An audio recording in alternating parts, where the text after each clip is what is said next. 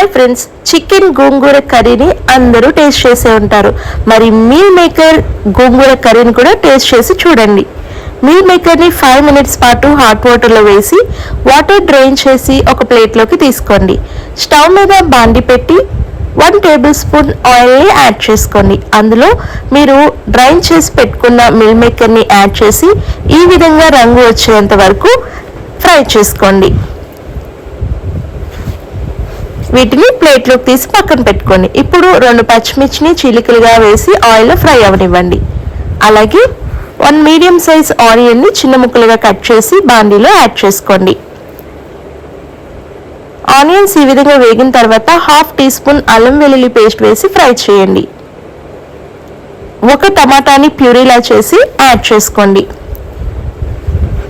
మొత్తం ఆయిల్లో చక్కగా వేగనివ్వండి. ఇప్పుడు ఉడికించి మిక్సీ పట్టుకున్న గోంగూర పేస్ట్ని 1 cup వరకు యాడ్ చేసుకోండి. మీరు ఎంత పులుపు తినగలను అనుకుంటే దాన్ని బట్టి మీరు గోంగూరని యాడ్ చేసుకోవచ్చు. గోంగూర యాడ్ చేసుకున్న తర్వాత ఒకసారి కలుపుకొని ఆయిల్లో చక్కగా గోంగూరని వేగనివ్వండి. ఇప్పుడు 1 tablespoon ధనియా పౌడర్, 1/2 spoon గరం మసాలా, రుచికి సరిపడా సాల్ట్, రుచికి సరిపడా కారంని యాడ్ చేసుకోండి. ఇవన్నీ కలిసేటట్టు ఒకసారి కలుపుకోండి.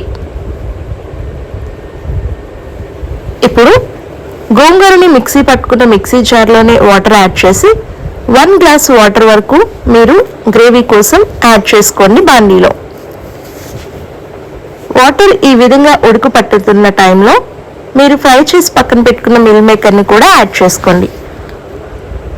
ఒకసారి కలుపుకొని మూత పెట్టి లో ఫ్లేమ్లో ఒక 5 నిమిషాల పాటు వదిలేయండి. 5 minutes తర్వాత మనకి ఆయిల్ ఈ విధంగా సపరేట్ అవుతుంది. ఇప్పుడు కొత్తిమీరని యాడ్ చేసుకొని స్టవ్ ఆఫ్ చేసి ఒక 5 నిమిషాలు రెస్ట్ ఇచ్చారంటే సూపర్ టేస్టీ చికెన్తో పోటీ వచ్చే గోంగూర మిల్ మేకర్ కర్రీ రెడీ.